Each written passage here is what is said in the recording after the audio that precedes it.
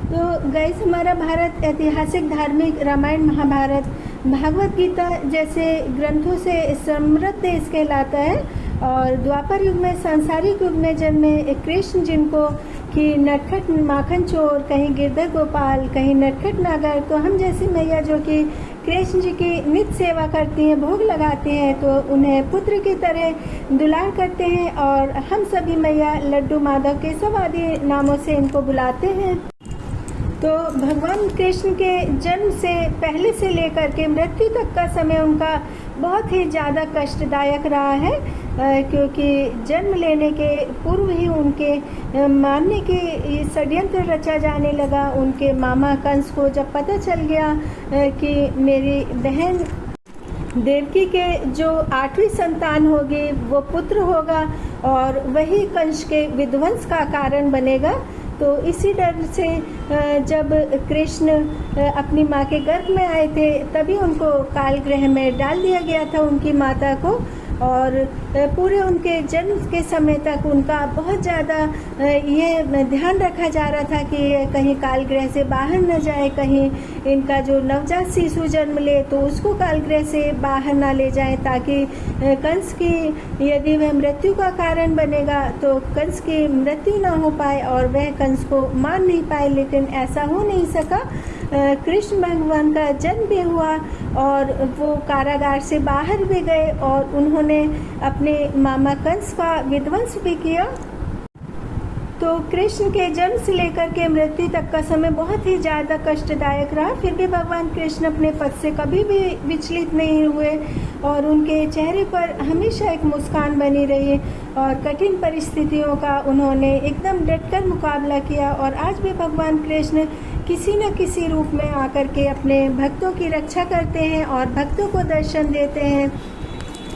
और माना जाता है कि आज भी जगन्नाथ मंदिर में भगवान का हृदय धड़कता हुआ रहता है और यहाँ पर लकड़ी की मूर्ति में आज भी श्री कृष्ण के हृदय को सुरक्षित रखा गया है। तो श्री कृष्ण की मृत्यु का रहस्य और आज भी उनका धड़कता हुआ दिल जगन्नाथ जी में ही। और श्री कृष्ण अपने अंतिम समय में वृक्ष के नीचे ध्यान मुद्रा में बैठे थे, तभी जरा नामक शिकारी ने हिरण समझकर उन पर धनुष का निशाना लगा दिया था और तीर उनके पैर में लगा। उसी समय उनका मानव रूप समाप्त हो गया।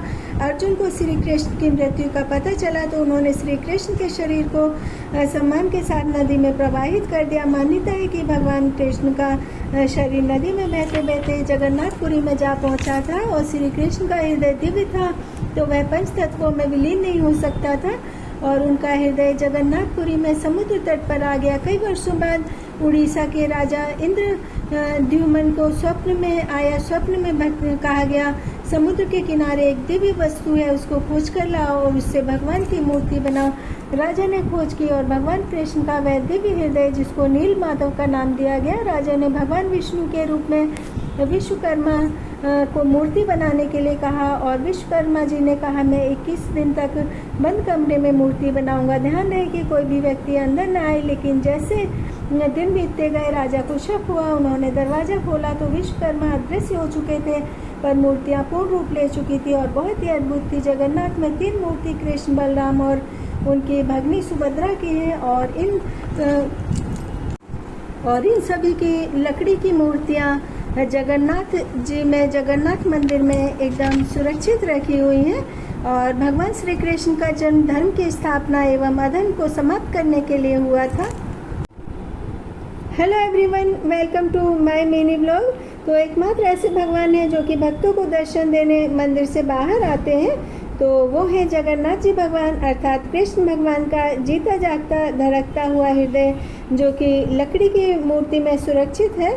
तो प्रतिवर्ष आषाढ़ महीने के शुक्ल पक्ष की द्वितीय तिथि को उड़ीसा के पुरी स्थित जगन्नाथ मंदिर से जगन्नाथ यात्रा निकलती है और इस यात्रा में पूरे विश्व के भक्त हिस्सा लेने पहुंचते हैं। और 1 जुलाई से रथ यात्रा 12 जुलाई तक चलती है और इस रथ यात्रा में भगवान जगन्नाथ, बहन सुभद्रा और भाई बालभद्र के साथ तीनों रथों में सवार होकर निकलते हैं।